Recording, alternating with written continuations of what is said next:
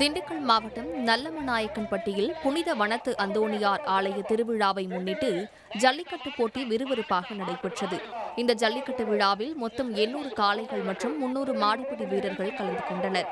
புழுதி பறக்க நடைபெற்ற ஜல்லிக்கட்டு போட்டியில் வெற்றி பெற்ற காளைகள் மற்றும் மாடுபிடி வீரர்களுக்கு பீரோ, கட்டில், தங்கச்செயின், LED டிவி, சைக்கிள் போன்ற பல்வேறு பரிசுகள் வழங்கப்பட்டன.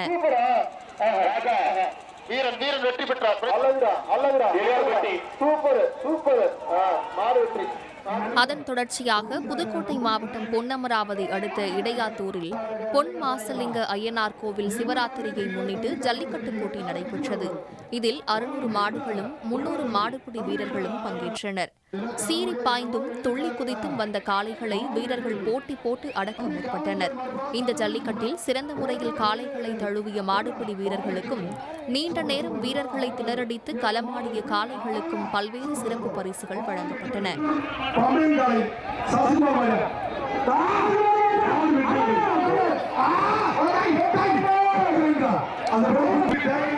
ராமநாதபுரம் மாவட்டம் கமுதி அருகே உள்ள பூலாப்பத்தி கிராமத்தில் சப்பானி கருப்பசாமி அங்காள பரமேஸ்வரி கோவில் மாசி கல்லறையை முன்னிட்டு 2 பிரிவுகளாக மாட்டுவண்டி எல்கை பந்தயம் நடைபெற்றது. இதில் பல்வேறு பகுதிகளில் இருந்து வந்திருந்த 32 ஜோடி மாட்டு வண்டிகள் கலந்து கொண்டு சீறி பாய்ந்தன. போட்டியின் முடிவில் வெற்றி பெற்றவர்களுக்கு பல்வேறு சிறப்பு பரிசுகள் வழங்கப்பட்டன.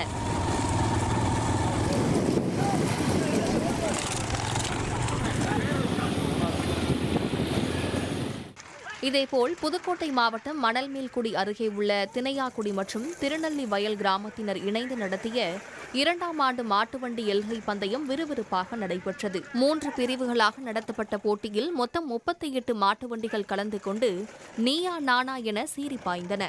வழிநெடுகிலும் ஏராளமான பார்வையாளர்கள் ஆரவாரத்துடன் இந்த போட்டியை கண்டுகளித்த நிலையில் வெற்றி பெற்றவர்களுக்கு ரொக்க பரிசு வழங்கப்பட்டது.